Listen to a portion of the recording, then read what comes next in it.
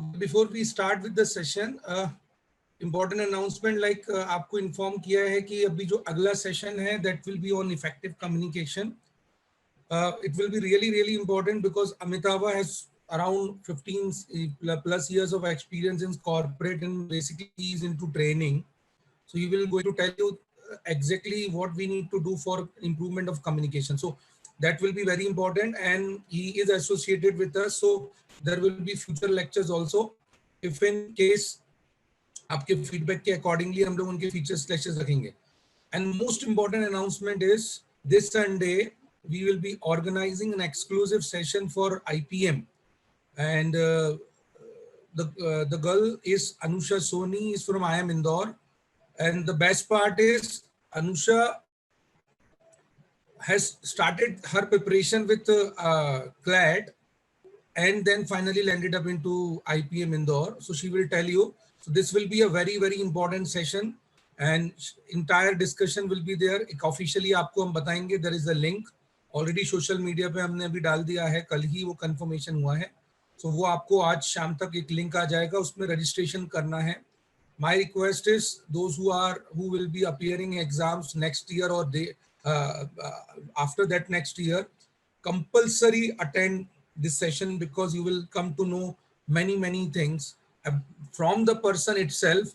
Those who is actually was in a situation जो आप situation में अभी deal कर रहे हैं, ठीक है? तो कैसे IELTS 36 rank holder is now in IIM Indore. And she's passing out now. She's in final year, so she will be going for an placements also this year.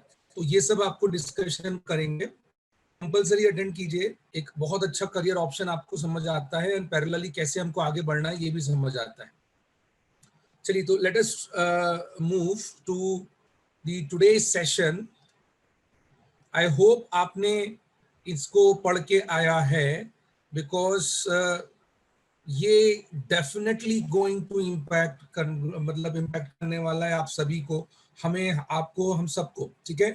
Before that these two famous quotes, why we have like forced to conduct a separate session, because education is the most important pillar of any society, any system, any country.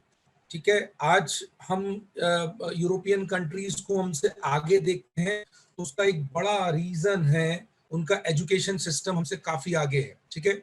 और हम इतना talent होने के बाद भी इतने अच्छे resources होने के बाद भी, इतनी पॉपुलेशन होने के बाद भी कहीं ना कहीं हम लोग लैक करते हैं बहुत सारी चीजों में. तो उसका भी एक बड़ा रीजन एजुकेशन सिस्टम ही है. It is unfortunate for India that although world has changed drastically in last 34 years, but India has not changed their system. It is not about changing the system, it is about upgrading yourself to the present need. That is what the basic idea, the basic philosophy of the change is. This is not, ऐसा नहीं होता है कि change करना बहुत जरूरी है और आपको करना है. Main thing is you need to adopt in every single thing में. आज अगर हम और आप ये adopt नहीं करते तो आज practically मैं आपके सामने इतना दूर बैठ के एक कंप्यूटर में आपके साथ में डिस्कशन नहीं कर रहा होता था. This is the basically the changes. So every single thing, कुछ भी हो आपके लाइफ में वो चेंजेस के साथ ही वर्क करता है. तो इसलिए चेंजेस बहुत जरूरी है. काफी बड़ा प्रॉब्लम रहा 34 इयर्स में. इनफैक्ट जब एनडीए गवर्नमेंट आया था फर्स्ट टाइम पे, दे had come up with the plan of education policy, but उनसे उस समय कुछ मिस्टेक्स हुई और वो मिस्टेक्स मैं आगे नहीं डिस्कस करूंगा बिकॉज अब इररिलेवेंट है. They had come up with one language वाला concept in which there will be education system in one common language and they were considering that to be either Hindi और संस्कृत. सो वो बहुत बड़ा एक प्रोटेस्ट हुआ साउथ में के रीजन्स में, खासकर हमारे यहाँ पे भी रीजन में, सभी जगह पे जहाँ का मदर टंग अलग है. तो उस चीजों को चेंज करते हुए फिर गवर्नमेंट ने फिर उसको एक्सटेंड नहीं किया और फिर ये ड्राफ्ट तैयार किया है. ड्राफ्ट को उन्होंने बहुत ही करेक्ट टाइम पे लाया है क्योंकि अब जो यहाँ से सिस्टम बदलेगा वो आगे तक हम आराम से अडॉप्ट कर पाएंगे, क्योंकि अभी जो कोरोना के काल में बहुत सारी चीजें चेंजेस हुई हैं. तो इसके कारण अब एडॉप्शन थोड़ा सा कंपैरेटिवली इजी होगा रादर देन नॉर्मल टाइम के कंपैरिजन में अगर हम देखते हैं. तो ये बहुत इंपॉर्टेंट रिफॉर्म है बहुत सारे इंटेलेक्चुअल्स तो उसको रिफॉर्म ऑफ डिकेट्स भी बोल रहे हैं। तो एक 10 साल का सबसे बड़ा रिफॉर्म बता रहे हैं। लेट अस होप कि जिस पर्पस के साथ ये बना है उस पर्पस के साथ ये सक्सीड हो, और मतलब जो मेन कांस्टेंट थे एजुकेशन के वो रिमूव हो, और हम उसको कहीं ना कहीं एक अपग्रेडेड वर्जन ऑफ एजुकेशन में लाए ताकि हम लोग कॉम्पीट कर पाए। आज हम लोग चाइना से प्रॉब्लम फेस करते हैं, हम आज बाकी कंट्रीज से प्रॉब्लम फेस करते हैं। उसका मतलब डायरेक्ट आपको ये इम्पैक्ट नहीं दिखता होगा कि एजुकेशन कैसे डायरेक्ट है, बट समहाउ अगर आप देखेंगे, अगर एजुकेशन का सिस्टम हमारा मोर स्किल्ड बेस्ड हो रादर देन सब्जेक्ट बेस्ड हो, तो बहुत हद तक हम इस लेवल पे पहुंच सकते थे जिस लेवल पे आज रिक्वायरमेंट है, और हम कॉम्पीट कर सकते थे। आज चाइना का जो रेगुलराइजेशन हुआ है उसमें एक बहुत बड़ा है हाथ उनके एजुकेशन सिस्टम में बदलाव का भी है। एक समय पे यूएस और यूरोप के ही जो कॉलेजेस होते थे वो टॉप यूनिवर्सिटीज में आते थे। आप आज उठा के देखिए, टॉप 10 यूनिवर्सिटीज में आपको कम से कम 3 से 4 ऐसी यूनिवर्सिटीज मिलेंगी जो चाइना से बिलोंग करती है या हांगकांग से बिलोंग करती है, जो कि चाइना का ही पार्ट है। तो ये इसलिए हो पाया क्योंकि उन्होंने नए अपग्रेडेशंस किए एजुकेशन में, वो upgradation as per the requirement थे। ठीक है, तो ये एक ब्रीफ है, इसके आपको समझ आया होगा कि क्यों ये सेशन इतना क्रूशल हो जाता है, क्यों ये डिस्कशन इतना क्रूशल हो जाता है। आई am not sure about the exam point of view से इस साल के लिए, but I am definitely sure अगले साल के आने वाले समय पे जो एग्जाम्स होंगे, आने वाले कई सालों तक ये एग्जाम्स में ये टॉपिक बहुत रेलिवेंट हो जाता है। और ये टॉपिक आपको हर एंगल से इंपॉर्टेंट है, करंट अफेयर्स से भी, रीडिंग कॉम्प्रिहेंशन के लिए भी, और सबसे इंपॉर्टेंट क्रिटिकल पार्ट के लिए भी, क्योंकि क्रिटिकल रीजनिंग में इसी टाइप के जो चेंजेस होते हैं उसको कवर किया जाता है ताकि आपका क्रिटिकल एनालिसिस समझा जा सके। तो ये एक इंपॉर्टेंट है। तो मैं हमेशा, मेरा जो पैटर्न रहा है टीचिंग का, मैं इसीलिए मैं इस बात पे बिलीव कर रहा हूँ कि पहले मैं आपसे सुनूंगा, तो one by one you can come up. I will listen 3-4 answers as per your understanding. What are the major reform? And simply आपको कहना है this education system जो अब नया आया है, देखिए फ्यूचर में क्या होगा उसके बारे में बिल्कुल मत सोचिएगा। कल क्या होता है हमको नहीं पता है, हमको आज को एनालाइज करना है, आज की जिंदगी को हमको जीना है। इसलिए कोई, अगर आपने न्यूज में देखा होगा कि कई प्रकार के उसमें क्रिटिकल एनालिसिस हो रहे थे जो फ्यूचर को लेके पॉइंट आउट किए जा रहे हैं, तो वो गलत है। आज की सिचुएशन में अगर कोई क्रिटिकल एनालिसिस, जैसे इसमें भी मुझे कुछ एक दो पॉइंट्स ऐसे लगे जिसमें मुझे लगता है गवर्नमेंट को और क्लैरिटी देनी पड़ेगी या चेंजेस करने पड़ेंगे, वो हम डिस्कस कर सकते हैं। पर फ्यूचर में जाके ऐसा हो सकता है, फ्यूचर में जाके वैसा हो सकता है, उसके बारे में हम नहीं बात करेंगे, इररिलेवेंट हो गया, क्योंकि कल का किसी को भी नहीं पता है। So let us try. I am pretty sure आपने डेफिनेटली पढ़ा होगा, ठीक है, इसके बारे में। आप अनम्यूट करिए mike one by one and let us start discussing your points. ज्यादा डिटेल में नहीं है, ब्रीफ में, not more than 20 to 30 second, ठीक है, अदरवाइज आई विल स्टॉप। एक काइंड ऑफ डिस्कशन हो रहा है, ये जीडी डेज को बोल सकते हो, ग्रुप डिस्कशन जैसा, जिसमें आप 20 to 30 सेकेंड बोलने के लिए आपको है, और मैं कंपलसरी नहीं बोल रहा हूँ हर किसी को। वॉटेवर आपके अकॉर्डिंगली जिसको बोलने का है आप बोलिए, अपने हिसाब से अनम्यूट करिए। आने वाले समय पे हम उसको कंपलसरी बनाएंगे ऐसे इंपॉर्टेंट डिस्कशन पे, फिलहाल अभी ऐसा कुछ भी नहीं है। चलिए स्टार्ट।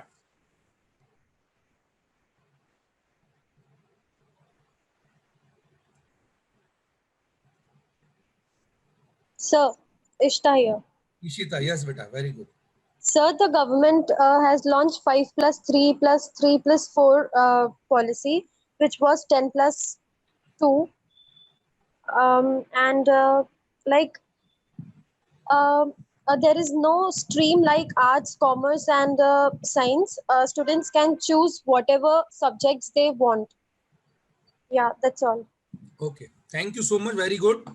और नहीं, एक बात और Ishita, what do you think, changes are good और bad? Just tell me good, bad, average, whatever you feel. So Yes, changes are obviously good. We were fantastic. expecting it from much time. Okay, okay, आगे। Yes, Good morning, sir. yes Prutha. Sir, I've also read that the language of the medium is going to be the mother tongue of the children or the regional language, preferably till 5th standard. Okay. and if possible till 8th standard, but they are also going to have the option of choosing any other language. Yes. But there is no clarity if about Perfect. English. This is one of the thing is is still to be cleared. I think there is a document of 60 page. They have yesterday only we received that document. I will be giving you that document. That will be your basically assignment. वो 60 article को आपको gist करके मुझे एक या दो pages में लिख के देना है. और ये जो पृथा का क्वेरी है is perfectly fine. Anything else Pritha?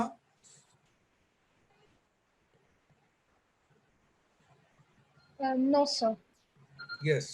Pritha के अलावा Ashita? Yes. Sir, I think it will create a lot of confusion between the students because during this period we don't there are no teachers to tell us that ye karna hai. So I think they are not quite clear about the things. अच्छा बेटा, अभी 2 ही दिन हुआ है and things will be आपके लिए भी जैसा भी है बहुत हद तक इन्फॉर्म किया जाएगा आपको. And is it applicable for from this year और नेक्स्ट ईयर? मेरे ख्याल से तो ये इसी साल में एप्लीकेबल होना चाहिए.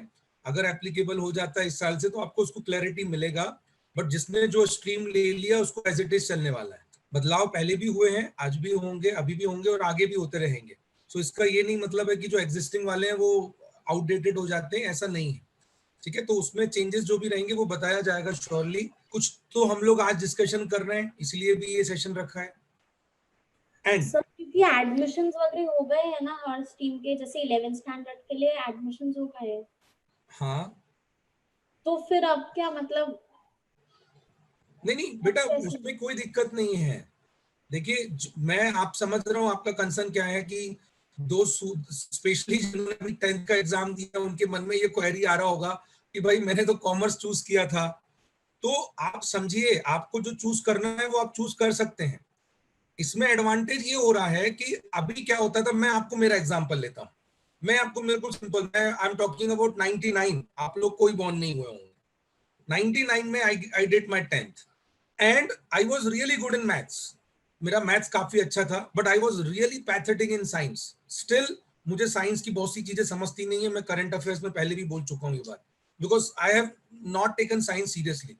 सो द मेरे पास 99 में ये ऑप्शन था ही नहीं. आई हैव ओनली 3 ऑप्शन, इधर कॉमर्स, साइंस, बायो. हमारे स्कूल में आर्ट्स भी नहीं होता था 99 में.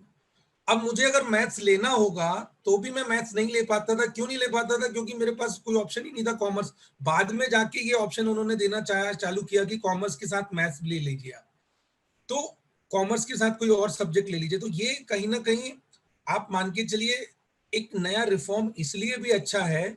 अगर आर्या को आने वाले समय पे इंटरेस्ट है भाई कि मुझे कॉमर्स के साथ मुझे बॉटनी भी पढ़ना है, तो why not to take botany also and read that particular subject. Because education को हमने कहीं ना कहीं एक डिग्री के रूप में रखा है, हमने उसको स्किल और नॉलेज के रूप में नहीं रखा है, इसलिए आज दिक्कत है. आप जरा सोचिए प्रैक्टिकली, अगर आपको थोड़ा भी मेडिकल नॉलेज है, don't you think it will be really really helpful? और खासकर पिछले 4 महीनों से तो बहुत ज्यादा एडवांटेज होता. बट अगर आपको मेडिकल नॉलेज नहीं है तो आपने कई मिस्टेक्स की होंगी. तो मेडिकल का नॉलेज होना, डॉक्टर्स का ये जो मतलब ये मेडिकल रिलेटेड जिसको हम लोग बोलते हैं चीजों को पता होना, आपको मॉलिक्यूल्स और सॉल्ट्स के बारे में थोड़ा इंफॉर्मेशन होना, it is a really good part. But does it mean कि आप प्रैक्टिस कर रहे हैं उसके लिए? डज इट मीन कि आप एक डॉक्टर का काम निभा रहे हैं? नहीं. So that is what the reform that we need, that is what the reform that we are requiring. कि भाई it should be in multiple points में, कहीं ना कहीं मल्टीपल फेज में रहेंगे तो अच्छा है. आपको इसमें बिल्कुल भी कंसर्न नहीं लेना है. मैं भी इस बात से अभी तो फिलहाल श्योर नहीं हूं कि इस बार के लिए क्या चेंजेस आने वाले हैं. वो आपको कॉलेज के थ्रू बराबर इन्फॉर्म किया जाएगा. बट आप खुद सोचिए कि कॉमर्स के भी कई सब्जेक्ट ऐसे हैं जो आपको रेलिवेंट नहीं लगेंगे. तो आपकी इच्छा होगी कि नहीं, मैं ह्यूमैनिटीज का एक सब्जेक्ट और कोई ले लूं, लेट्स से हिस्ट्री, और मैं कॉमर्स का अकाउंट ले लूं, और मैथ्स साइंस का मैथ्स ले लूं, and then I am making a pool. तो ये कहीं ना कहीं आपके इंटरेस्ट पे हो रहा है. अभी तक क्या हो रहा था, आप पे थोपा जाता था.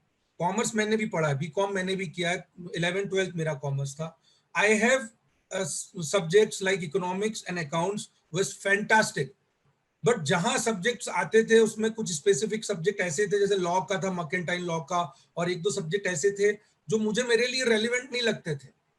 तो वो सब्जेक्ट्स मैं नहीं छोड़ सकता था, मुझे पढ़ना है. और मेरा उसमें मार्क्स भी कम आया, मैंने कभी पढ़ा भी नहीं, आज भी मुझे वो सब्जेक्ट्स का मतलब आई डोंट नो उसका कुछ मुझे इस्तेमाल हुआ हो मेरे मेरे नॉलेज के पॉइंट ऑफ व्यू से. So that is what the need, that is what they are trying to do. ठीक है, क्लैरिटी But sir- आएगी, कंसर्न मत लीजिए, बिल्कुल वरीड मत होइए, आपको कुछ भी डरने का जरूरत नहीं है. सब चीजों के लिए टाइम मिलेगा, आपको बहुत हद तक टाइम मिलेगा. एडमिशंस कर लिया है तो भी कोई भी प्रॉब्लम नहीं होगी, मैं अश्योर कर रहा हूं आपको, क्योंकि आप अकेले नहीं है बेटा. हर साल लाखों बच्चा बैठता है, सबको चेंजेस आने वाले, 11th में जाने वाले लाखों बच्चे हैं, है ना. मैं 12th और बाकी एजुकेशन की तो बात ही नहीं कर रहा हूँ, बाकी स्टैंडर्ड्स की बात नहीं कर रहा हूँ. ठीक है आर्या बेटा, क्लियर है? Yes, sir. हाँ ठीक है, चलो उदित. यस सर बट हमें इससे क्या बेनिफिट होगा सर? मतलब हमारी बैच को इससे कोई बेनिफिट नहीं होने वाला. क्यों? सर मैं क्लास 12th में हूँ सर. हाँ, मतलब अभी जो मतलब इसके पहले नहीं, की एक मिनट उदित बेटा, पहली बात तो ये आपका जो सोच है उसको थोड़ा सा चेंज करिए कि मेरे को क्या बेनिफिट होगा उस पे. डू यू रियली थिंक कि 138 करोड़ लोगों के लिए A to Z कोई चीज हो सकती है? There are Yes, sir. Certain reforms जिसमें इम्पैक्ट किसी को डायरेक्ट पड़ता है, किसी को इनडायरेक्ट पड़ता है. ठीक है, तो पहली बात तो ये है कि आप पे डायरेक्ट पड़ेगा कि नहीं पड़ेगा, ये भी मैं अभी फिलहाल आपको इस बात को अभी इसलिए नहीं बता पाऊंगा क्योंकि मैं आपको वही बोल रहा हूँ, मेरा आज यहाँ डिस्कशन है कि ये पॉलिसी में क्या क्या चीजें हैं. ठीक है, किसको इम्पैक्ट पड़ रहा है, किसको नहीं पड़ रहा है, इसके लिए क्लैरिटी अभी थोड़ा आना और बाकी है. आई एम प्रीटी श्योर वो बहुत जल्दी आ जाएगा और उसके बाद हम लोग उस पर करने वाले हैं. ठीक है, तो ये बात आप बिल्कुल अश्योर कीजिए कि कोई दिक्कत नहीं है, पता चलेगा आपको. ये पॉइंट बिल्कुल दिमाग में मत रखना. सर मेरा एक क्वेश्चन था. जी, यूजी के जैसे कोर्स हैं बीएलएलबी, बीए, बीएससी, तो ये जैसे 3 ईयर था तो डिग्री तब मिलती थी जब हम 3 ईयर कंप्लीट करेंगे. बट अभी ऐसा हुआ है मेरे कि ख्याल से प्रज्वल में रिक्वेस्ट है बेटा कि मैंने अभी क्वेश्चन आंसर्स नहीं चालू किए थे इसके, आप गलत ले लिए. मैं वही बोल रहा हूँ, आपके जो क्वेश्चंस हैं वो मैं एक डिस्कशन के बाद लूं तो आपके लिए भी अच्छा है, मेरे लिए भी अच्छा है. आप बिल्कुल ये ध्यान Okay, sir. रखो क्वेश्चन. मुझे ये बताइए कि आपके हिसाब से अच्छा है कि बुरा है, आपको क्या पढ़ा, आपने क्या पढ़ा. इसलिए मैं जानना चाह रहा हूँ. ये जो कंफ्यूजन आ रहे हैं, अभी आर्या का कंफ्यूजन था, फिर उदित का कंफ्यूजन था, ये कंफ्यूजन हमको थोड़े से निकालने हैं. कुछ चीजें मैं नहीं कर पाऊंगा क्योंकि भाई मैं मतलब सिंपल सी बात है, उसका क्लैरिटी अभी आना बाकी है. पर मैं एक बात अश्योर कर रहा हूँ आपको, बिल्कुल कॉन्फिडेंटली अश्योर कर रहा हूँ, किसी के साथ कुछ इनजस्टिस नहीं होगा. और सबसे बड़ी बात, at the end of the day आप देखना, आपको समझ आएगा कि भाई हम विन विन में ही चले गए हैं, क्योंकि भाई हम अपने इंटरेस्ट के अकॉर्डिंग चीजें कर रहे हैं. अब जो 11th-12th में आ चुके हैं, ये 12th पास कर रहे हैं, उनके लिए थोड़ा बदलाव कम है. जो शुरू में है बच्चे, अब मेरा 4 साल का बच्चा है, उसके लिए तो ये मतलब एक प्रकार से हमारे लिए एज अ पेरेंट्स बहुत बड़ा एक एडवांटेज आ गया है, क्योंकि अब उसकी शुरुआत इसी एजुकेशन सिस्टम में होगी. ठीक है, तो पर आप एज अ ब्रॉडर आप समझिए, हर न्यूज आपके लिए काम की नहीं होती है. राफेल आया तो अब आप बोलोगे मेरे को क्या करना राफेल से, ऐसे नहीं बोल सकते हैं. पर ठीक है, बताइए, चलिए किसी को बोलना है, डिस्कस करना है. और सर मैं आए. यस यस अवंती बेटा.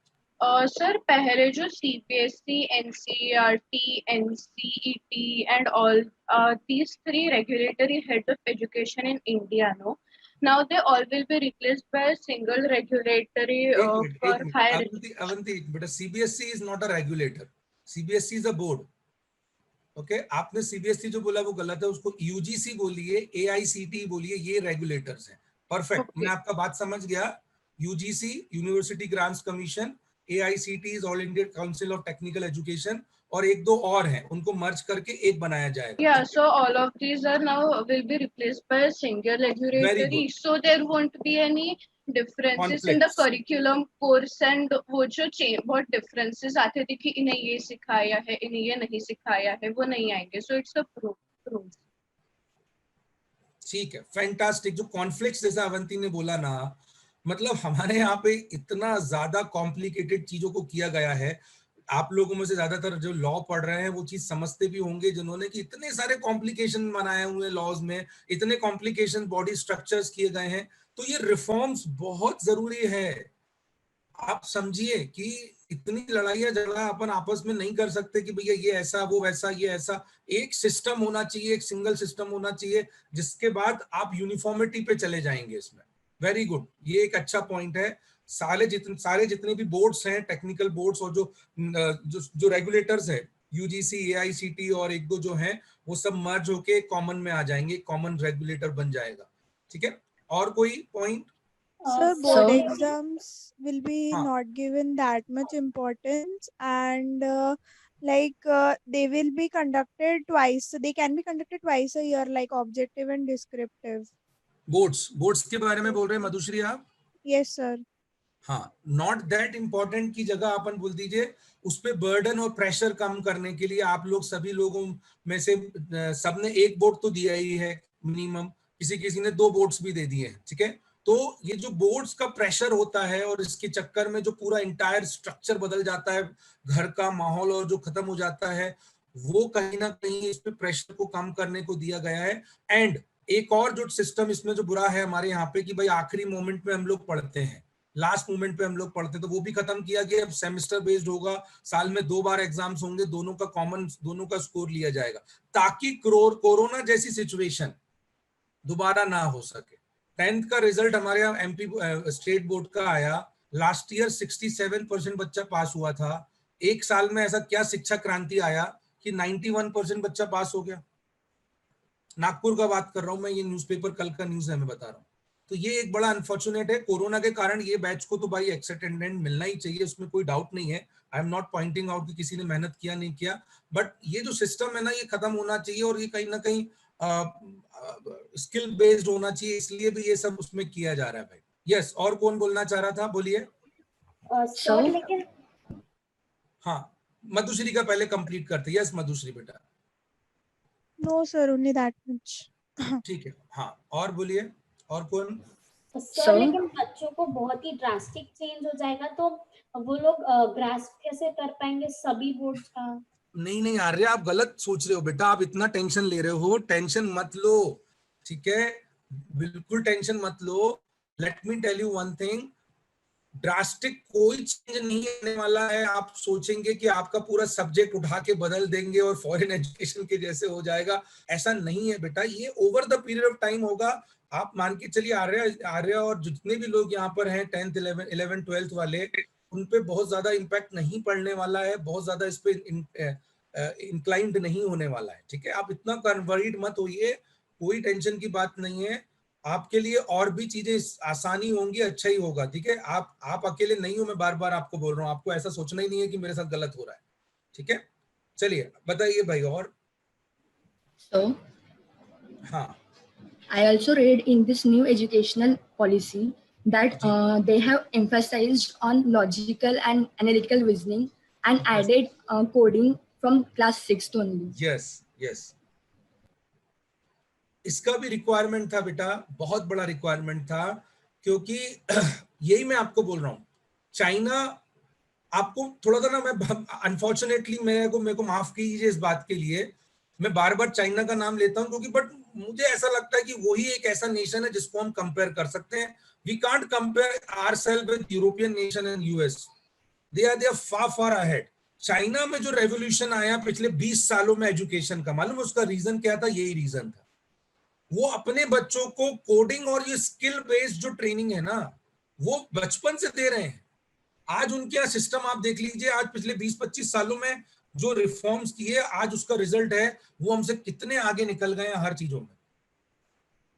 तो बेटा, इतने बड़े नेशन में आप सबको एम्प्लॉयमेंट दे सकते हैं क्या? यूएस की पॉपुलेशन 33 करोड़ है, 31 करोड़ है। वहां अनएम्प्लॉयमेंट का स्तर इतना भयंकर है, तो 138 करोड़ के नेशन के साथ क्या हालत होगी? फ्यूचर में ऐसी आपको स्किल्स की जरूरत है, ऐसे एजुकेशन की जरूरत है जहां पर आप अपने आप को सेल्फ सफिशिएंट कर सकें। हर इंसान को, दुनिया के हर इंसान को ऊपर वाले ने एक एडिशनल स्किल्स लेके भेजता ही है उसको। ठीक है, वो स्किल्स अगर आप सही टाइम पे पकड़ लेते हैं तो आप उसमें बहुत अच्छा करियर बना सकते हैं। यही चीज को पहचानना बहुत जरूरी है। वो पहचानने के लिए सिस्टम हमारा जो था ना, मार्क्स को लेके जो सिस्टम बना हुआ था, परसेंटेज को लेके जो सिस्टम बना हुआ था, उसको ब्रेक करने की जरूरत थी कि भैया कहीं ना कहीं जो 90% का जो ट्रेंड है उसको तोड़ने की जरूरत है। नहीं तो क्या होगा, आप भी देखते हैं कि 95% बना के एक डिग्री आप लगा लो अपने घर के ड्राइंग रूम में या मेन उसमें रूम में, और उसके बाद क्या होने वाला है उसका, विल दैट कुछ आपको दे देने वाला है? पूरा दुनिया, मतलब देश के लगभग सभी कॉलेज का सिस्टम ही खत्म हो गया, परसेंटेज बेस तो खत्म ही हो गए अभी। ठीक है, तो ये पॉइंट्स को आपको ध्यान रखना है।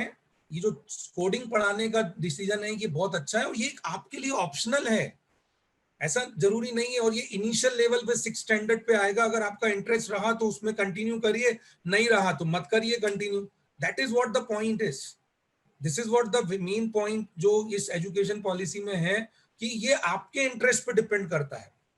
ठीक है, कई बार ऐसा होता है, आई हैव सीन मैनी मतलब इन माय लाइफ, क्योंकि मैं काउंसलिंग में रहा हूं, मैं मतलब शुरू से मैं वो रहा हूं एजुकेशन उसमें, तो कई बार एक मुझे जो कॉमन क्वेरी आती है कि सर हमने तो वो उस समय साइंस ले लिया, फिर बाद में जाके रियलाइज हुआ कि गलती हो गई हमसे, अब हम कुछ नहीं कर सकते, अब तो 12th हमको कैसे भी ढकेलना है, कैसे भी निकालना है। फिर बच्चा का पूरा इंटरेस्ट टुवर्ड्स एजुकेशन खत्म हो जाता है। अगर उसको कोई ऑप्शन मिले कि भाई वो शिफ्ट कर पाए अपने डिग्री को, अगर वो कोई मल्टी फंक्शनल सब्जेक्ट्स को पढ़ पाए, तो उसका इंटरेस्ट बरकरार रहेगा। और वो जो ड्रॉप आउट वाला सिस्टम बनाया है कॉलेज में, वो भी बड़ा वंडरफुल है, वो भी अपन उसको डिस्कस करेंगे। उसके लूपहोल्स है पर उसके पॉजिटिव ज्यादा है, इसलिए मैं भी वो डिस्कस करूंगा। चलिए, एक आखिरी कोई बोलना चाहता है तो बोल लीजिए भाई फटाफट, फिर मैं आपको क्विकली लेके जाता हूं, क्योंकि हमको 10:30 पे सेशन वाइंड अप करना है। Sir, foreign universities will be allowed to set up their campuses in India. Fantastic, very good. और साइमल्टेनियसली पृथा ये भी बोलिए कि हमारी यूनिवर्सिटी फॉरेन में भी जाके खोल सकते हैं, राइट? ये भी उन्होंने मेंशन किया है। वेरी गुड, रिक्वायरमेंट है। फॉरेन कैंपस अगर हमारे यहाँ पे खुद खुल जाएंगे, सोचिए हार्वर्ड या ऑक्सफोर्ड या स्टैनफोर्ड, अगर उन लोग प्लान करते हैं कि भाई मैं यहाँ से बच्चों को वहां लेने की जगह पे मैं वहां यहीं अपन एक पूरा कैंपस खोल देंगे, हैदराबाद में या कर्नाटक में कहीं प्लेस आपको मिल जाएगा, कितना वंडर्स है, सोचिए कितना वंडर्स है। उसके लिए बहुत अच्छा है, बहुत बढ़िया है, एक रिक्वायरमेंट है। कहीं ना कहीं हमें ये बात समझना है कि we need to globalise ourselves in terms of our education policy. Although we need to be self-dependent in terms of many things, but simultaneously we need upgradation. Unfortunately, Industrial Revolution 4.0 is outdated concept in many of the countries. 4G's internet connections are outdated now, 5Gs are outdated now. India is still struggling for 5G and उसमें 4G में struggle. तो ये आपको समझना है कि बहुत सारी चीजें हमारे यहाँ ऑलरेडी आउटडेटेड हो चुकी हैं। बहुत सारी चीजें हमारे जो अब आ रही हैं वो दुनिया में ऑलरेडी आउटडेटेड हो चुकी हैं। तो ये सिस्टम्स को हमको एक्सेप्टेंस पे लाना है, तभी हम चीजें कवर कर पाएंगे भाई। ठीक है, और इसके बाद कुछ क्वेरी रहेगी, 5 मिनट्स का टाइम मैं स्पेयर करूंगा आपके क्वेरीज को भी। एंड कंसर्न्स मत लीजिए, डाउट मत लिखिए, टेंशन मत लीजिए भाई। जो हाइलाइट्स हैं आपके सामने हैं, मैं क्विकली आपको बता देता हूं, जिन्होंने जहमत नहीं उठाई है पढ़ने की उनको भी समझ में आ जाएगा। I will not take much time on this. ठीक है, तो जो हमारा सिस्टम था 10+2 वाला, मतलब 10 साल का जो एजुकेशन होता था 10 तक का, उसको भी डिवाइड किया था primary, secondary, senior secondary and higher secondary.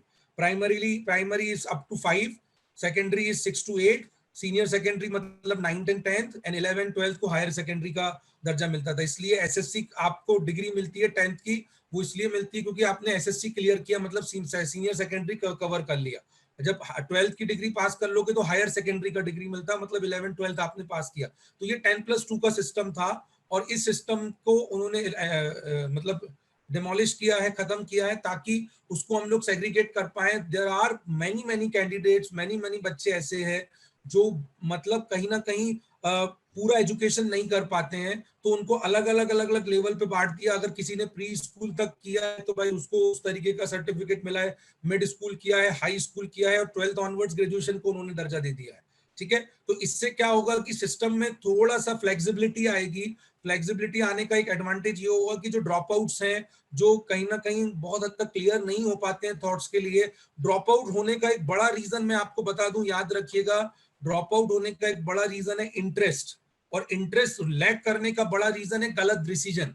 तो अगर आपको बीच में मौका मिल जाए वो गलत डिसीजन को इम्प्रूव करने का, तो हो सकता है आपका एजुकेशन की तरफ फिर से आपका मतलब जो इंटरेस्ट है वो क्रिएट हो जाए। कई बच्चे मैंने देखे हैं जिनका 10th तक फिनोमिनल रिकॉर्ड होता है, बट 11th में एक डिसीजन गलत, और उसके बाद 12th में के जाके आगे परफॉर्मेंस पूरा बिगड़ जाता है। तो ये सही कहीं ना कहीं आपको चेंजेस देखने को मिलेंगे इस एजुकेशन सिस्टम से, प्रोबेबली जिस पर्पस के साथ ये डील किया हुआ है। अगेन मेरा मानना है कि आप इस बात को मत सोचिएगा कि सर क्या गारंटी देते हो आपकी ऐसा होगा ही होगा, तो गारंटी का बात नहीं है, बट एक इनिशिएटिव है। और भाई 34 year is a too long year, huge, मतलब बहुत बड़ा मतलब टाइम है कि आप चेंज नहीं कर रहे हैं। मेरे हिसाब से हर 8 to 10 ईयर्स में ये बदलाव होना ही चाहिए, हर 8-10 साल में होना चाहिए। डिग्री का ऑप्शन उन्होंने बोला है 4 इयर्स का, क्योंकि जो 12th को है उसको भी उन्होंने डिग्री का दर्जा दे दिया है सब्जेक्ट के रिलेटेड। ऑल्दो आपका वो स्कूलिंग के अंडर में कंसीडर कहला करेगा, बट वो भी आपके लिए आ जाने वाला है 12th के बाद का जो हिस्सा है, ठीक है। अब यहाँ पर एक दो पॉइंट जो है वो कॉलेज वाली में आगे वाले में मैं मेंशन की है स्लाइड में, वो अपन कवर कर लेंगे। 5th point is very crucial, very very very crucial. Vocational course की तरफ हर कोई बच्चा एजुकेशन में अच्छा करेगा ये बिल्कुल जरूरी नहीं है। तो ये आइडेंटिफाई करना कि भाई आप आर्ट्स में अच्छे हो, culinary आर्ट्स में अच्छे हो, म्यूजिक्स में हो, स्पोर्ट्स में हो, व्हाटएवर भी आपके लिए जो इंटरेस्ट है, वो वोकेशनल कोर्स के लिए आपका 6th ऑनवर्ड्स फोकस होना बहुत बहुत जरूरी है, ठीक है।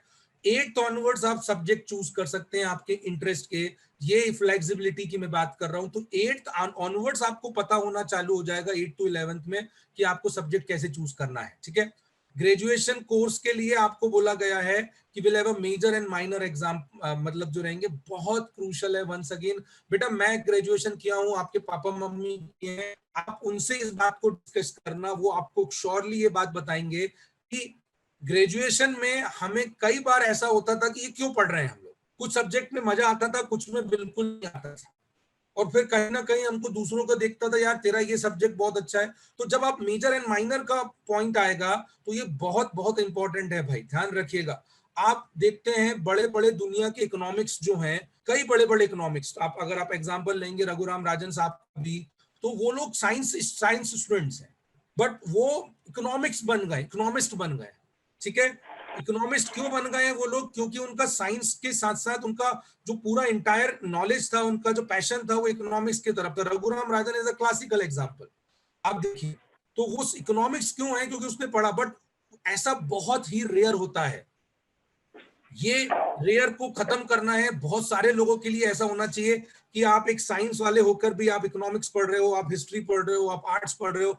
शुभम द्विवेदी सर आपको करंट अफेयर्स पढ़ाते, ही इज एन इंजीनियर। तो ये रेयर एग्जांपल मिलेंगे जो कन्वर्ट हो पाते हैं। कुछ तो बाय चांस हो जाते हैं, कुछ को मजबूरी में करना पड़ता है, बट मैक्सिमम टाइम पे अगर ये इंटरेस्ट के साथ हो तो बहुत अच्छा है। तो यही वो बताना चाह रहे हैं कि हाँ भाई, आप फिजिक्स के साथ अपना माइनर सब्जेक्ट म्यूजिक में ले लीजिए। अगर आपको कॉमर्स पढ़ना है, कॉमर्स के साथ आप एक हिस्ट्री सब्जेक्ट जो नहीं होता है, आपका हिस्ट्री में इंटरेस्ट था, बट अब क्या करें, हिस्ट्री मुझे छोड़ना पड़ेगा क्योंकि घर वाले कॉमर्स के लिए बोल रहे हैं, या कॉमर्स मुझे लेना पड़ेगा, तो वो आपको चूज करने का ऑप्शन दिया जा रहा है ताकि आपका इंटरेस्ट और आपका वो बरकरार रहे, ठीक है। और यहाँ पर जो मेजर माइनर का कॉन्सेप्ट है, ये बहुत ही सक्सेसफुल है, आपको वैरायटी ऑफ कंडीशंस देता है, वैरायटी देता है। इसका केवल एक ही डिसएडवांटेज है कि थोड़ा सा स्पेशलिटी का जो है ना, इसमें लैकिंग होता है। बट ट्रस्ट मी, अभी जो पूरा वर्ल्ड है वो डायनामिक पे है। एक समय था जब फोकस्ड हुआ करता था, मतलब आपको केवल एक ही करना है। आपको मैं एक सजेशन देता हूँ, मैक्सिमम आप स्कूल में है, आज वो फोकस्ड वाला चीज नहीं हो सकता है। फोकस कहने का मतलब ये नहीं है कि आप अपना फोकस हटा दें हर चीज से, ऐसा नहीं है। फोकस कहने का मतलब है you need to be multitasker, multi talented. मतलब आपको आपके एजुकेशन के साथ साथ आपको करंट अफेयर्स पता होना चाहिए, आपको स्पोर्ट्स खेलते हैं, स्पोर्ट्स में थोड़ा आपका इंटरेस्ट होना चाहिए, कोई ना कोई एक स्पोर्ट्स आपका होना चाहिए, कोई ना कोई एक अदर एक्टिविटी जो होना चाहिए जिसमें आपका मेनली कोई भी हो सकता है, आपका म्यूजिक हो सकता है, डांसिंग हो सकता है, I don't know, whatever it is. ये ऐसा मल्टी डायमेंशनल आपका अगर होता है, उस बंदे की ही आज डिमांड है, रादर देन डिमांड ऑफ ऐसे पर्संस की जिनकी केवल एक ही फोकस्ड है। इसीलिए ये सिस्टम को ध्वस्त करने का यही रीजन था कि आप 99% बना के पढ़ाकू का टैग ना लगे आपको, और बाकी चीज में आप हर चीज में एक मतलब अलग तरीके के आपका बिहेवियर है, बाकी चीज आपको पता ही नहीं है, वो चलेगा ही नहीं, क्योंकि world is changing, dynamically change हो रहा है। ठीक है, ये सबसे बड़ा एक इंपॉर्टेंट पॉइंट है यहाँ पर। इसके बाद ये लिखा हुआ है कि हायर एजुकेशन, जैसा ऑलरेडी अवंती ने बोला कि यूजीसी और एआईसीटी, यूनिवर्सिटी ग्रांट्स कमीशन, मतलब जितनी भी यूनिवर्सिटीज हैं देश के लिए उनको मैनेज करने के लिए यूजीसी है।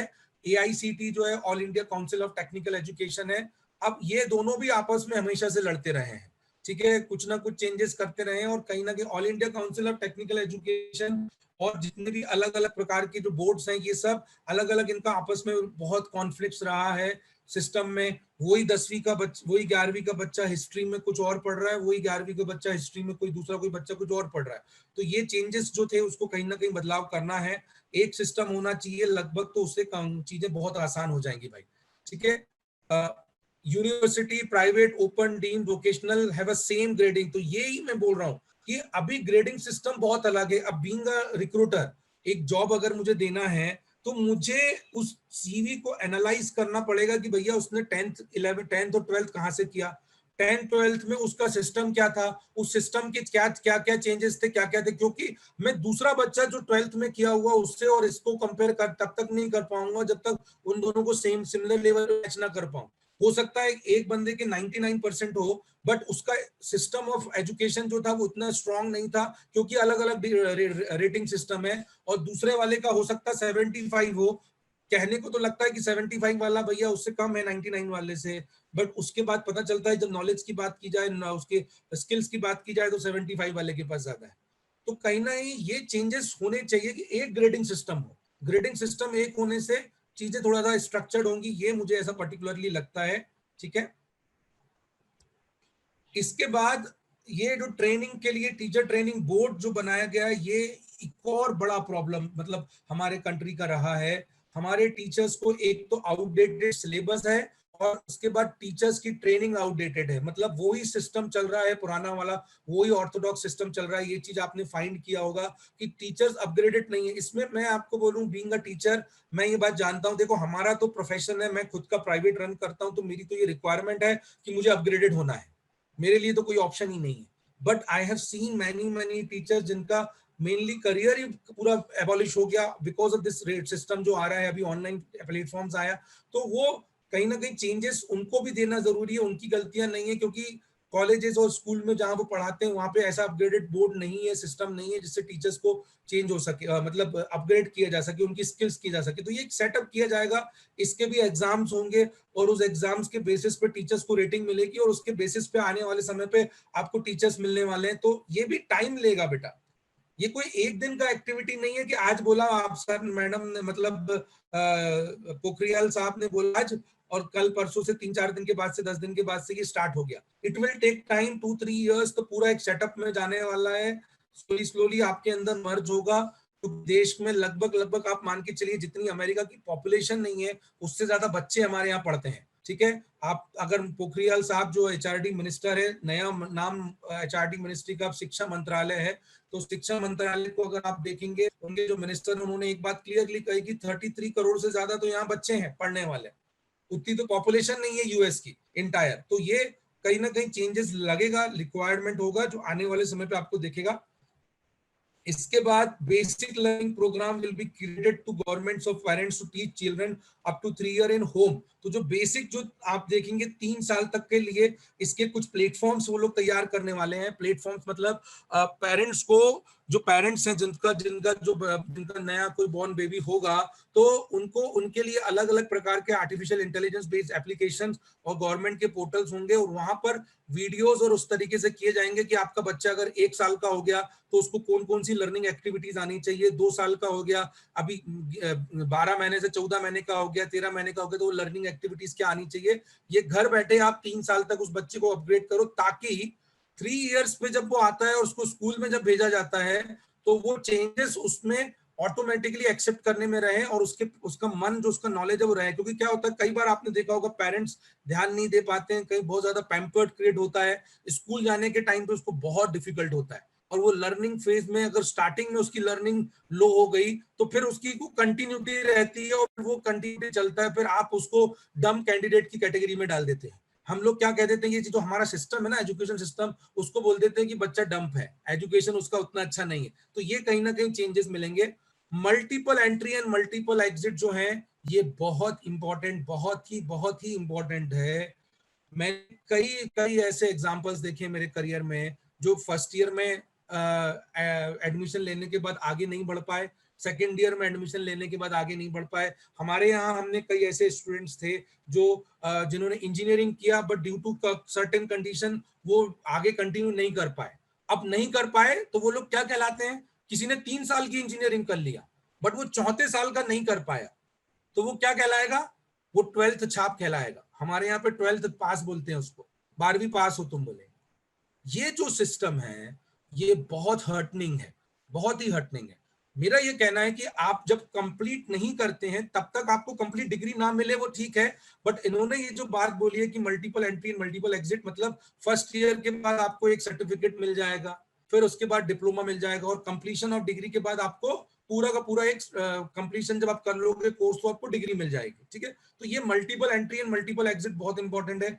क्रेडिट सिस्टम की बात की गई है, तो फर्स्ट ईयर सेकंड ईयर आपने पढ़ने के बाद थर्ड ईयर आप नहीं पढ़ पाए, आपको कोई कारण से आप 3 साल ड्रॉप कर दिए, बहुत सारे मल्टीपल रीजंस हो सकते हैं। तो अगर आप ड्रॉप कर दिए और 2-3 साल बाद आप करते हैं, उसका एक टाइम देंगे वो लोग बोल रहे हैं, ऐसा नहीं है कि 20 साल के बाद आप कर लोगे, वैसा नहीं है। 2-3 साल 4 साल जो भी वो लोग टाइम डिफाइन करेंगे, आपको लगता है कि मुझे डिग्री कंप्लीट करना चाहिए तो भी उससे होगा। ऐसा करने से एक और बात होगी, जॉब्स जो है ना, जो आज 12th बेसिस की जॉब जो है और ग्रेजुएशन बेसिस की जॉब है, ये हमारे देश में डिवाइडेड है, जिनको भी जॉब्स के लिए जाना है। अब आने वाले समय पे जॉब्स कैसी होंगी, जिनके पास फर्स्ट ईयर सर्टिफिकेट है उसको भी अप्लाई करने का मौका मिल सकता है किसी भी पर्टिकुलर जॉब में, जिसके पास 2 ईयर का डिप्लोमा है वो भी अप्लाई कर सकता है, ठीक है। तो ये एक बड़ा बदलाव होने वाला है सिस्टम में, ये भी एक आपको हद तक समझना है कि अच्छा है। क्रेडिट सिस्टम से ये एडवांटेज होगा कि भाई आपके क्रेडिट सिक्योर रहेंगे, सही रहेंगे, जब भी कभी आप कंटिन्यू करोगे आपको मिल जाने वाला है, ठीक है। एंट्री का भी पॉइंट वही है, एग्जिट का भी पॉइंट वही है, ठीक है। School exams will be semester wise. अब आपने देखा होगा नागपुर यूनिवर्सिटी में सेमेस्टर वाइज होते हैं, बट ऑल ओवर कंट्री में ऐसा यूनिफॉर्म पैटर्न नहीं है। ये भी अपने आप में एक बड़ा ड्रास्टिंग है, मतलब प्रॉब्लमेटिक है। अब क्या होगा, जितने भी एग्जाम्स होंगे स्कूल के भी और आने वाले कॉलेज के भी जितने भी होंगे, उनको सेमेस्टर बेसिस पे कर देंगे ताकि आप पढ़ते रहो उसको। 6-6 महीने में आपके एग्जाम्स होंगे तो आपका अपग्रेडेशन रहेगा, नॉलेज रहेगा, आप उस सिस्टम को एक्सेप्टेंस पे रखेंगे उसमें भाई, और पढ़ते रहेंगे कहीं ना कहीं, ठीक है। सिलेबस सेमेस्टर वाइज मतलब एग्जैक्टली कैसा होता है फिर? सेमेस्टर का मतलब होता है बेटा, साल में 2 बार आपकी एग्जाम्स होंगे, 6 मतलब महीना सर 6 सीबीएसई महीना। का पुराना पैटर्न, हाँ जिसमें हाँ मतलब वो S1 S2 होती थी। हाँ, उसको आप और थोड़ा सा सिंपल लैंग्वेज में समझे, आपका कोर्स 2 हिस्सों में बढ़ जाएगा। आपका जो 100% कोर्स है 50% सेमेस्टर 1 में, 50% सेमेस्टर 2 में होगा, ठीक है। तो 50% का आपको एग्जाम देना है, उसका एग्जाम होगा, पास हो गए, वो पास होने के लिए अलग मल्टीपल वो है, और बाकी का 50% आपको दोबारा एग्जाम देना है। इसका एडवांटेज आपको मैं बताऊं, अभी देखो बहुत टेंशन मत लो, जो खासकर 11th 12th में है, आपको बहुत ज्यादा सोचने की जरूरत नहीं है, ठीक है, आपके लिए अच्छा ही होगा।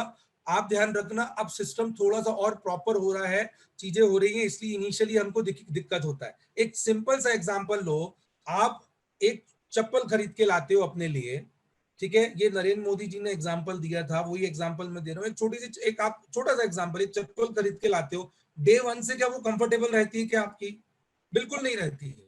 जब आप 1000 रुपए की चप्पल, आप 500 रुपए की चप्पल खरीद के लाने के बाद वो कंफर्टेबल नहीं रहती इनिशियली, धीरे धीरे over the period of time, मतलब 2 4 5 10 दिन के बाद वो कंफर्ट होना जाना चालू होती है। आप किसी नए घर पे शिफ्ट होते हो, किसी नए स्कूल में शिफ्ट होते हो, किसी नए कॉलेज में शिफ्ट होते हो, तो भाई इनिशियली चेंजेस होते हैं, तो वो चेंजेस में आप देखिएगा धीरे से अडॉप्ट करते हैं और हो जाता है उसमें अडॉप्शन, कोई बड़ी बात नहीं है, ठीक है। More focus on practical application knowledge, यही मैं चाहता हूं। मैं पर्सनली मैं आपको बता रहा हूं, मैं मतलब बहुत ज्यादा डिटेल में नहीं बोलूंगा। एक बात जो मेरे लिए लाइफ में मेरे पापा ने मुझे सिखाया, although he was not that educated, उसमें उस समय उन्होंने 10th तक ही किया था एजुकेशन, बट उन्होंने मुझे एक ही बात सिखाई थी कि बेटा किसी भी हालत में चीजों का प्रैक्टिकल नॉलेज लो। हमारे घर पे शॉप है, हमको शॉप में बैठाला जाता था, हम लोग 4 फादर से हम लोग बिजनेस में, तो जो बिजनेस में मुझे बैठाया गया मैं शॉप में बैठता था, आप लोगों को तो आई डोंट नो, मतलब अभी ये शायद नहीं होता है, मैं तो 6 स्टैंडर्ड से शॉप में बैठता था। 3:30 बजे मेरा स्कूल छूटता था, मैं 4:30 5 बजे मेरे दादाजी के साथ जाके शॉप में बैठता था। उसका जो मुझे इम्पैक्ट मिला ना, वो इतना ज्यादा था कि प्रैक्टिकली मुझे बहुत सारी चीजें जब आगे गया मैं, तो बहुत एडवांटेज हुआ। अब आपके घर में शॉप नहीं है, बिजनेस नहीं है, कोई प्रॉब्लम नहीं, बट आपको वो प्रैक्टिकल नॉलेज कहीं ना कहीं एड ऑन होना चाहिए। इसके लिए उन्होंने इंटर्नशिप की बात की है, इसके लिए उन्होंने मतलब कहीं ना कहीं इंटर्नशिप बोला है और प्रैक्टिकल नॉलेज की बात की है। आप अगर प्रैक्टिकली इस सब चीजों को जोड़ेंगे, बहुत एडवांटेज होने वाला है, उससे आपको समझ में आएगा। मतलब सेमिनार के लिए मैं गया था, उनके वाइस चांसलर से मेरा सेमिनार के पहले एक बात हो रहा था। उन्होंने बोला कि सर आपने इतने सेमिनार्स लिए, आपके हिसाब से एजुकेशन रिफॉर्म में सबसे बड़ा बदलाव क्या करना चाहिए आपके हिसाब से? ये बहुत पहले की बात है, मैं आपको बोल रहा हूँ, मोर देन 1 ईयर हो चुका है इसको। मैंने बोला सर मेरा एक पर्सनल अंडरस्टैंडिंग है, बच्चों को पैसे अर्न करने की स्किल्स दी जाए, वो भी अपनी स्किल्स के बेसिस पे।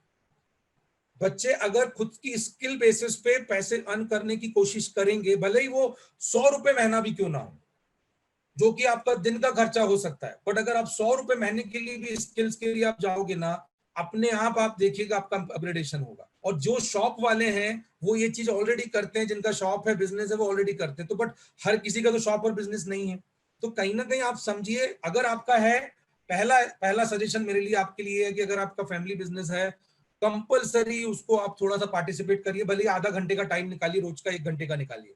और अगर नहीं है तो कुछ ना कुछ हमें ऐसा अपने अंदर पहचान करनी है जिससे हम लोग लर्न कर पाए कि हम थोड़ा भी पैसा अर्न कर पाए। और उसको आप ध्यान रखिएगा, वो आपके लिए एक हॉबी के तौर पे ही होना चाहिए।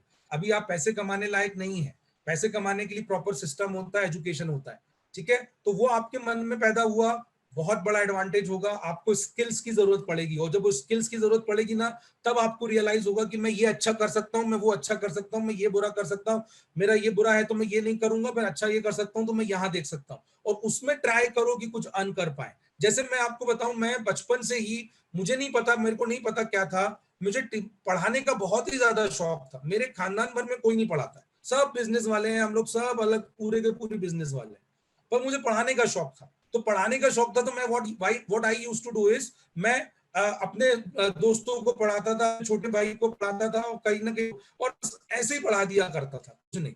बट बाद में मुझे वो मॉनेटरी का लगने लगा, तो फिर मुझे और इंटरेस्ट बढ़ने लगा। मैं जब 12th स्टैंडर्ड में आया तो मैं 11th स्टैंडर्ड की जो मैं कोचिंग में पढ़ता था 12th की, मेरे सर बोलते थे यार तेरे अकाउंट के कॉन्सेप्ट बहुत अच्छे हैं, तू 11th के बच्चों को भी पढ़ा। तो मैं 11th के पढ़ाने लगा। ग्रेजुएशन में आया तो मैं 12th में, तो मैं आई एम टेलिंग यू, मैं एक एक्सीडेंटली टीचिंग में आया हूँ। बट वो चीज मुझे रियलाइज हुई क्योंकि मैंने उसको कहीं ना कहीं अपनी स्किल्स के साथ जोड़ के देखा, और पैसों से मैंने कहीं ना कहीं थोड़ा सा उसको कंपेयर किया। पैसों से कंपेयर करने का मतलब है कि मॉनेटरी बेनिफिट रहता है तो अपने लिए वो बहुत ज्यादा इंपॉर्टेंट रहता है। तो ये शायद इस पॉइंट को पूरा क्लैरिफाई करता है कि आप आज अगर यूएस और यूरोपियन कंट्रीज आगे हैं क्योंकि वो 14-16 ईयर्स से दे स्टार्टेड अर्निंग, ठीक है? मैं आपको नहीं बोल रहा हूँ कि आप भी जाइए और अर्न करना चालू करिए, ऐसा नहीं है, बट सोचिए उस टाइप में कि महीने का अपन 200-500 रुपए भी कमा पाए, बहुत बड़ा अचीवमेंट है आपकी एज के हिसाब से। पर वो 200-500 आपकी स्किल के बेसिस पे होना चाहिए, कुछ नॉलेज के बेसिस पे होना चाहिए, ठीक है? तो ये बेसिकली बता ही दिया हूं मैंने, बाकी पॉइंट्स भी। ग्रेजुएशन कोर्स जो रहेंगे यूनिवर्सिटी के, वो भी सिंगल अथॉरिटी वो होगी, तो सारे चीजें जो होंगी अब वो सिंगल अथॉरिटी बेस्ड रहेंगी, ये एक अच्छी बात है। एक पॉइंट जो आप लोगों ने मिस किया, आई थिंक इसमें भी नहीं दिख रहा है मुझे, और वो है एंट्रेंस एग्जाम करवाया जाएगा, common aptitude test. This is what we are telling you since so many times. पहले से हम लोग बोल रहे हैं, आप लोगों के लिए तो खैर नहीं है, आपने क्लासेस की हैं। मैक्सिमम पेरेंट्स जो हैं एक बड़ा मिस्टेक यही करते हैं, बच्चों का एप्टीट्यूड इंप्रूव करने की जगह बच्चों का कंपैरेटिवली क्या करते हैं, उनके सब्जेक्ट नॉलेज और सब्जेक्ट की तरफ उनको एम्फेसाइज ज्यादा कराते हैं। तो ये एक बहुत बड़ा कंसर्न है। सब्जेक्ट आपको एक लिमिट लेवल पे ही एक बेनिफिट देने वाला है, but in a broader sense अगर आप देखेंगे, आप अगर एप्टीट्यूड डेवलप करते हैं, aptitude is not about maths, reasoning और इंग्लिश जो आप पढ़ने वाले हैं या पढ़ रहे हैं, इट्स ऑल अबाउट इंटायर, जो अभी अमित सर लेंगे कम्युनिकेशन के ऊपर, जो आपका मेजर जो पॉइंट्स है, आपका एमएस ऑमिस का नॉलेज होना चाहिए, आपका करंट अफेयर्स का नॉलेज होना चाहिए, ये एप्टीट्यूड होता है। उसके बेसिस पे अब 12th के बाद एक एग्जाम होगा। अभी तक जो इस बात पे भी क्लैरिटी नहीं आई है कि केवल केवल और केवल एग्जाम के बेसिस पे ही आपको कॉलेज मिलेगा, या फिर आपको परसेंटेज का भी उसमें पॉइंट रहेगा, बट एग्जाम तो जरूर होगा। और उसमें भी अभी ये बात की क्लैरिटी नहीं है कि वो कंपलसरी है कि ऑप्शनल है, but I am pretty sure government बहुत समय से इस बात को ट्राई कर रहा है कि उसको कंपलसरी बना दिया जाए। और वो भी कौन करेगा? एनटीए, नेशनल टेस्टिंग एजेंसी, जो कि आपका आईलेट का एग्जाम का करने वाला है। आई होप आपको पता होगा इस बार आईलेट जो देने वाले हैं। आ गया क्या एग्जाम का डेट आईलेट का? सर डेट नहीं आया, लेकिन सेंटर बेस्ड प्रॉक्टर्ड एग्जाम होगा इस आया है शायद। आदित्य के फादर का मुझे मैसेज आया, कल तक मैंने नहीं देखा था। आदित्य के फादर का मैसेज आया है, तो आईलेट का भी डेट आया, I think next week of CLAT के अगले week 28 if I am not wrong. तो वो मैं भी देख लेता हूँ, आप भी देख लीजिए। तो एनटीए जो है नेशनल टेस्टिंग एजेंसी, वो कंडक्ट करने वाला है ये ऑनलाइन टेस्ट। तो गवर्नमेंट ने एक सेटअप ही किया है टेस्ट पोर्टल टेस्ट बनाने के लिए, और वो उसका काम ही यही है कि वो सारे प्रकार के टेस्ट बनाएंगे, और जिसमें सबसे पहली लिस्ट पे आता है आपका एप्टीट्यूड टेस्ट। एंड बेटा मैं आपसे हाथ जोड़ के रिक्वेस्ट कर रहा हूँ, ये बहुत सीरियसली लीजिए इस बात को। एप्टीट्यूड एक बहुत ही इसेंशियल स्किल्स है जो आपको हम क्लासेस में करवा रहे हैं। ये इतनी इंपॉर्टेंट है आपके लिए, फ्यूचर में आप बिजनेस करो, चाहे खुद का नया बिजनेस स्टार्ट करो या किसी कंपनी में जॉब करो, हर एंगल से aptitude is must, is need of an hour, क्योंकि उसके बगैर आप एंट्री कर नहीं सकते। आप याद रखिए 140 करोड़ है यहाँ पे, 138 करोड़ लोग हैं, इतने लोगों का आप इंटरव्यू भी नहीं कंडक्ट कर सकते। आप यूरोपियन नेशंस में भी देखोगे, वहां पे भी इंटरव्यूज नहीं होते डायरेक्टली, वहां भी एप्टीट्यूड टेस्ट किए जाते हैं। तो हमारे देश में तो एप्टीट्यूड टेस्ट होना बिल्कुल कंपलसरी है। आईआईटी के एग्जाम में मोर देन मिलियन लोग बैठते हैं, इतने सारे लोगों को कैसे आप एनालाइज करेंगे? तो एप्टीट्यूड टेस्ट रहेगा ही रहेगा। ये सारे उसमें मेजर हाइलाइट्स हैं, ठीक है। ये कुछ और पॉइंट्स जो हैं रिगार्डिंग स्कूल एजुकेशन रिफॉर्म्स हैं, वो मेंशन्ड है। ये आपने पढ़ा ही होगा, मुझे उम्मीद है। नहीं भी पढ़ा है तो आप उसमें डेफिनेटली इसको देखिए। ये यहाँ पे पॉइंट लिखा हुआ है जो मैं आपसे बोल रहा था। नेशनल टेस्टिंग एजेंसी जो है एग्जाम कंडक्ट करेगा, HEI मतलब हायर एजुकेशन इंस्टीट्यूट्स के लिए, ठीक है। कॉमन एंट्रेंस एग्जाम उसको बोला गया है, कैट कॉमन एप्टीट्यूड टेस्ट का एग्जाम जो कंडक्ट करेगा वो, ठीक है। तो ये एक इंपॉर्टेंट पॉइंट है। 12th के बाद आप लोग जो हैं यहाँ पे, आपको तो और खुश होना चाहिए कि आप अपने मर्जी के हिसाब से आगे का कॉलेज, वैसे भी आपने अपना करियर डिसाइड किया है, बट जिनको प्लेन एजुकेशन करना है, जिनको बीकॉम बीबीए करना है, तो इन फ्यूचर में उनको भी हो सकता है कि टेस्ट देना ही पड़े कंपलसरी, ठीक है। यूजी प्रोग्राम 3 और 4 साल का रहेगा। ये एक आखिरी पॉइंट मैं आपके साथ में शेयर कर रहा हूँ। 3 और 4 इयर्स का कहने का मतलब है कि अभी दिल्ली यूनिवर्सिटी ने आई थिंक 1 या 1.5 साल पहले ये 4 इयर्स का डिग्री के लिए बोला था, बट इसका बहुत प्रोटेस्ट हुआ कि 1 साल खराब हो जाएगा। बट उसमें दिल्ली यूनिवर्सिटी ने बहुत अच्छा रिफॉर्म किया था। 74 साल जो उन्होंने था रखा था, वो रिसर्च के ऊपर रखा था। आज क्या सिस्टम है मैं बता रहा हूँ आपको, बीकॉम का इतना अनफॉर्चुनेट है। बीकॉम बीबीए बीसीए, बीबीए जो अच्छे कॉलेज से करते हैं उनकी बात नहीं कर रहा हूं मैं, हमारे यहाँ का जो नागपुर का स्टैंडर्ड है मैं वो बता रहा हूँ। इतना अनफॉर्चुनेट है, बच्चा फर्स्ट ईयर में कॉलेज जाता है, मस्ती करता है, सेकेंड ईयर और थर्ड ईयर में उसका 0% अटेंडेंस होता है, और कोचिंग की अटेंडेंस उसकी 100% होती है। 10 प्रकार के सब्जेक्ट्स हैं, तो हर प्रकार के सब्जेक्ट की कोचिंग लगाई गई है। कोचिंग में मस्त कॉलेज का फील मिलता है, कॉलेज में वहां पे जाके आप सब्जेक्ट पढ़ते हैं जाके, ये सिस्टम है। डू यू रियली फील ये आपको कहीं मिलेगा? और वो उसमें भी कुछ ऐसे इंस्टीट्यूट्स हैं, मतलब मैं तो शॉकिंग हूँ मेरे लिए तो बहुत आश्चर्यजनक बात है नागपुर का। मैं ये देखा हूँ MBA में भी ये बात है और ग्रेजुएशन में भी, कि वर्कशॉप होती है 2 दिन का वर्कशॉप। 2 दिन के वर्कशॉप में वो 2 दिन के वर्कशॉप में इंटायर क्या कर लेते हैं, पूरा सिलेबस अब साल भर का पढ़ा के बच्चों को वॉमिट करवा देते हैं, जाओ जाके कर लेना, रट लेना। और बच्चा रटता है और परसेंट आते हैं 80 70 75।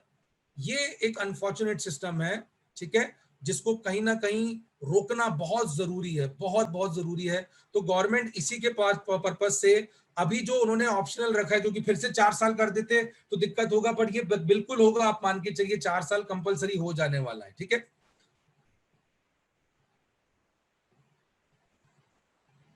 बेटा 4 साल कंपलसरी नहीं है। सिद्धेश का कहना है कि 4 साल बताया नहीं है। देखो 3 और 4 ईयर है, आपकी इच्छा है, आप 3 साल वाला चूज करना चाहते हो, 4 साल वाला चूज करते हो। 4 साल वाला करोगे तो चौथा साल आपका केवल रिसर्च पे जाएगा, और रिसर्च के बाद अभी आपको पीएचडी एंट्रेंस देने की जरूरत नहीं की जाएगी, और एक वो मास्टर के तौर दर्जे पे रहेगा। अभी आपको अगर पीएचडी करना है, किसी को जिसको टीचिंग पढ़ाना करना है, तो उसको 3 साल की डिग्री और 2 साल का मास्टर्स करना पड़ता है, मतलब 5 साल।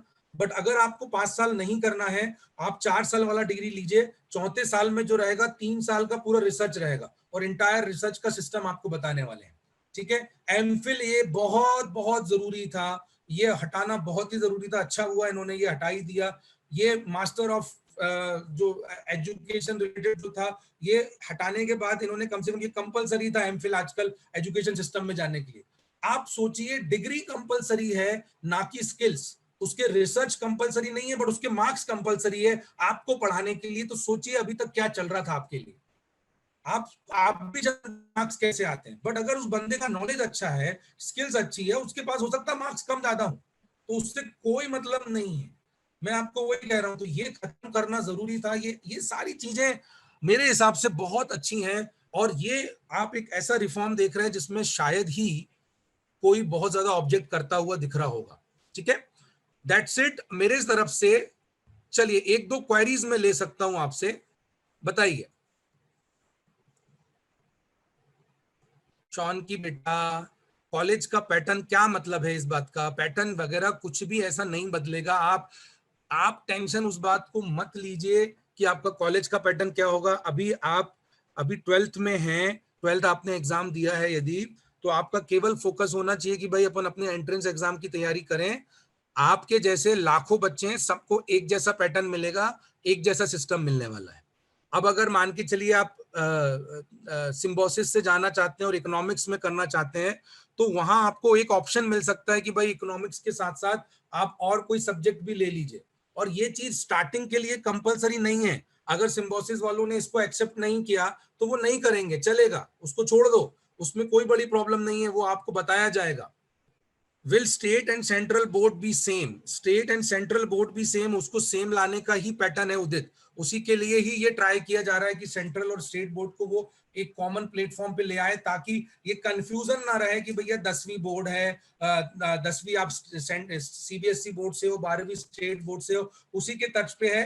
इसके लिए भी क्लैरिटी बहुत हद तक अभी नहीं है, धीरे धीरे सब क्लैरिटी आएगी। मैं भी एक मान के चलिए डेफिनेटली इस पे दोबारा सेशन लूंगा, हो सकता है 10, 15, 20 दिन के बाद हम लोग दोबारा इस पे और डिटेल डिस्कशन करेंगे।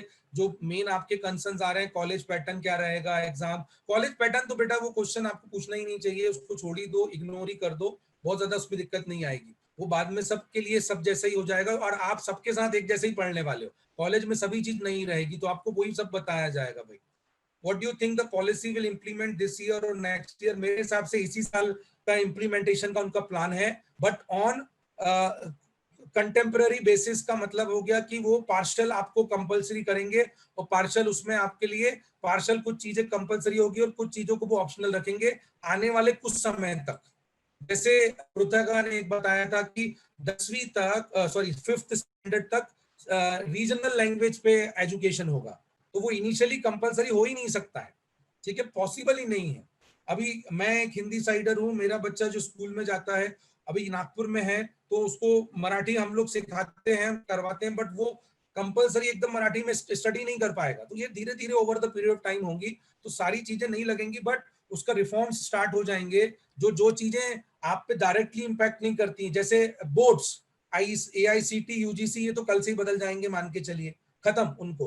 कुछ चीजें ऐसी होंगी जो डायरेक्टली इंपैक्ट कर रही हैं, जैसे अभी आप सब्जेक्ट चूज करने की बात है, तो उसके लिए स्कूल को टाइम मिलेगा भाई, स्कूल को टाइम देना पड़ेगा। अभी अपन ऐसा वन फाइन डे थोड़ी ना बोल सकते कि अब पार्थ जो है वो कॉमर्स का स्टूडेंट है, बट अब वो साइंस के सब्जेक्ट भी पढ़ना चाहता है, तो मैं साइंस भी पढ़ूंगा, फिर मैं कुछ बायो भी पढ़ लूंगा। ऐसा एक दिन में नहीं होगा, ये इसको टाइम लगेगा। आने वाले समय पे ये लोग एक्सेप्ट करवा के अडॉप्ट करेंगे, और उसमें भी क्लैरिटी आने वाले समय पे मिली जाएगी अपने को कि कैसा होने वाला है। कुछ दिन और लेखिए, ये सेशन का पर्पस ही ये था कि आप इस न्यूज़ेस को फॉलो करते रहें, पता करते रहें भाई।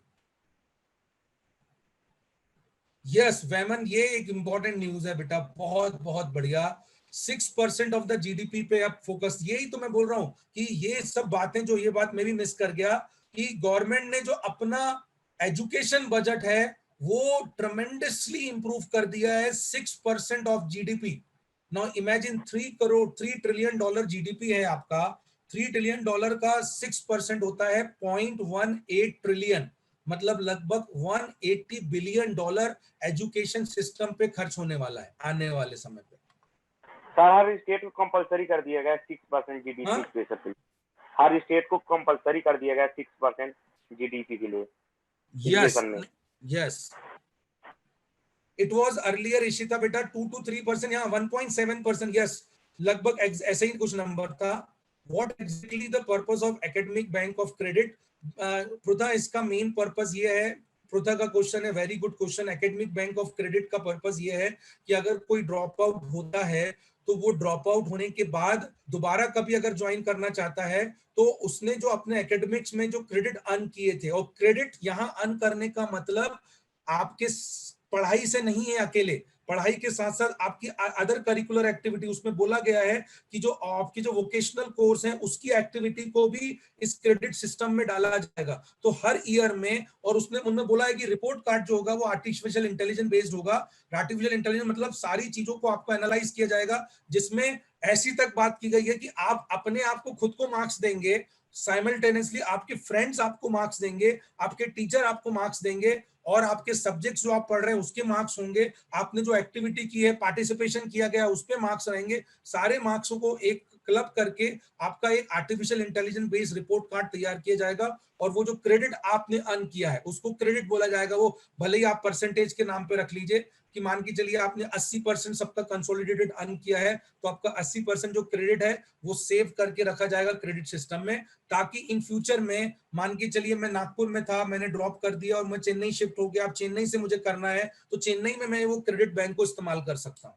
ये सबसे बड़ा एडवांटेज मिलेगा क्रेडिट बैंक का आपका एकेडमिक का। अभी क्या होता था कि आप नागपुर से अगर चेन्नई चले गए तो आप नहीं कर पाएंगे, और उसके बाद भी नागपुर से चेन्नई जाके अगर आप जाओगे तो फर्स्ट ईयर से ज्वाइन करना पड़ेगा, भले ही आपने सेकेंड ईयर के बाद ड्रॉप किया हो। दूसरी बात, जो आपने परफॉर्मेंस किया आप जस्टिफाई कैसे करोगे?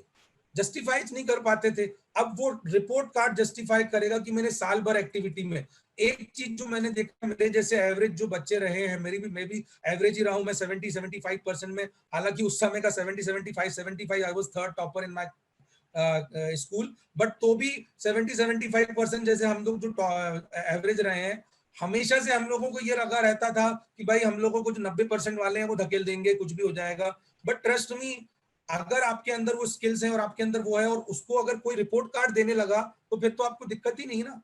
अब इसके बाद 70% वाला बच्चा, उसके पास अगर रिपोर्ट कार्ड है तो वो तो कुछ भी कर सकता है, तो पूरा रिपोर्ट कार्ड है मतलब वो तो कहीं पे भी कोई भी अप्लाई कर सकता है, और इसमें गवर्नमेंट जॉब्स के लिए, आगे के लिए जो भी जॉब्स रहेगी उसमें भी जस्टिफाई करने में काफी इजी होगा। नहीं तो अभी क्या होता है, डिस्ट्रिक्ट में मैंने क्रिकेट खेला है, इसका फॉल्स सर्टिफिकेट बना लिया, कौन आके देखता है? पर अब स्कूल और कॉलेज लेवल पे ये सब चीजें की जाएंगी। एक और क्वेश्चन है, is it just for sake of keeping on account? No बेटा, कीपिंग ऑफ अकाउंट नहीं है ये। एक तो डिजिटलाइजेशन है कि सेकेंडरी पर्पस है, डिजिटलाइजेशन ही है ये सिस्टम का। आपको पता होगा कि डिजी लॉकर करके गवर्नमेंट का कॉन्सेप्ट है, उसको बहुत लोग इस्तेमाल नहीं कर रहे हैं। ये उसकी तर्ज पे किया जा रहा है कि आने वाले समय पे डिजी लॉकर होगा, आपके जितने भी डॉक्यूमेंट्स हैं पर्सनल, आप अपने सारे डॉक्यूमेंट्स को एक लॉकर में सेव कर सकते हो, और इन फ्यूचर में जब भी कभी आपको जरूरत है आप उसको कहीं पे भी कोई भी इंटरनेट कैफे से निकाल भी सकते हैं, एंड पैरेलली आप उसको एज अ नंबर इस्तेमाल कर पाएंगे इन फ्यूचर में। ठीक है, सोशल सिक्योरिटी नंबर के नाम से जाना जाता है यूएस में, हमारे यहाँ वो आधार है। आधार को का उतना रिफॉर्म्ड वर्जन नहीं है, social security is very very upgraded number. SSN number जो है वहाँ का बहुत अपग्रेडेड होता है, 2001 की जो के बाद ये एसएसएन नंबर आया था। ठीक है, yes Ishita, very very good. College can not demand donation and high fees, ये भी अब एक ट्रैक रिकॉर्ड होने वाला है। वेरी गुड, ये एक बड़ा पॉजिटिव बदलाव होगा, ये भी आपको समझना है, ये भी एक बहुत एडवांटेज होगा भाई इससे। सर बच्चों को 5+3+3+4 के बाद न्यू एडमिशन करना पड़ेगा? बेटा 12वीं हो गई ना सिद्धेश, 12वीं हो गई तो नया एडमिशन तो करना ही पड़ेगा, नए कॉलेज में जाना ही पड़ेगा। अब उस कॉलेज में जाने के लिए आपको एक एंट्रेंस एग्जाम देना पड़ेगा, जैसे अभी आप दे ही रहे हो। नहीं 5 के बाद नहीं नहीं नहीं नहीं नया एडमिशन नहीं, ऐसा नहीं है। वो ऐसा है, आप उसी स्कूल को कंटिन्यू करो, स्कूल कंटिन्यू करने के बाद आपको एक 5 साल का क्रेडिट मिल गया है कि 5 साल का ओवरऑल का परफॉर्मेंस ये रहा। अब आप 5 साल लेके कोई और स्कूल में चले जाओ या उसी स्कूल को कंटिन्यू करो, ऐसा कोई एडमिशन नहीं करना पड़ेगा, उसमें कोई ऐसा टेंशन वाली बात नहीं। देखो आपके लिए चीजें बुरी नहीं हो सकती, रिफॉर्म का मतलब है कि चीजें बदलेंगी, थोड़ा बहुत उसमें ऊपर नीचे होगा, बट वो बुरा नहीं हो सकता कि आपको पैसे एक्स्ट्रा पे करना पड़ेगा और नया सब कुछ होगा, नहीं। 5 के बाद ये लोग क्यों चेंज कर रहे हैं उसका पर्पस उन्होंने बताया, 3 उसके बाद और 3 साल के बाद क्यों कर रहे हैं, हर एक को उन्होंने फेज वाइज डिसाइड किया हुआ है भाई, ठीक है। सर लीगल और टेक्निकल एजुकेशन को इससे अलग रखा गया है क्या? Legal, yes yes yes, legal और टेक्निकल को अभी इसमें ऐड नहीं किया है, मैंने भी देखा सुना था ये बात, और उस पर क्लैरिटी मैं और ले लूंगा। लीगल और टेक्निकल के लिए थोड़ा सा स्ट्रक्चर अलग है, क्योंकि उसमें बहुत हद तक जो कॉमन पैटर्न है वो अपन नहीं इम्प्लीमेंट कर सकते। एक बात और रह गई कि जो बड़े अच्छे कॉलेजेस हैं वो भी दूसरे प्रकार के कोर्सेज स्टार्ट कर पाएंगे, मतलब you will be seeing IITs to start with BBA, BCom, BA courses। ये बात भी मैं भूल गया था बताना। तो आने वाले समय पे IITs के पास BBA का कोर्स भी होगा, आर्ट्स का कोर्स भी होगा। ये भी गवर्नमेंट ने उनको बोल दिया कि भैया तुम्हारे पास इंफ्रास्ट्रक्चर है, तुम्हारे पास क्वालिटी है, तो क्यों नहीं आप करें, और उसके लिए फिर एंट्रेंस एग्जाम्स होंगे। तो आने वाले समय पे ये जो आप कर रहे हो, ये जो आपके लोग साथ नहीं लोग कर रहे हैं उनके लिए तो बहुत बड़ा डिसएडवांटेज है, वो समझ में आएगा ही उनको इन फ्यूचर में। आप जो कर रहे हो आपके लिए कितना बड़ा एडवांटेज है, आप देखिए, हम जो बोलते रहे हैं उसका आज समझ में भी आ रहा है चीजें। उदित का एक आखिरी क्वेश्चन लेता हूं, फिर हम लोग भाई लेक्चर्स पे जाएंगे। Will there be a 12th class और after 11th student have choose college? Will there be a 12th class और after 11th student have choose college? नहीं नहीं बेटा, वो नहीं है ये। 12th तक तो आपका नॉर्मली चलेगा, 12th को एक कॉलेज का दर्जा दिया जाएगा।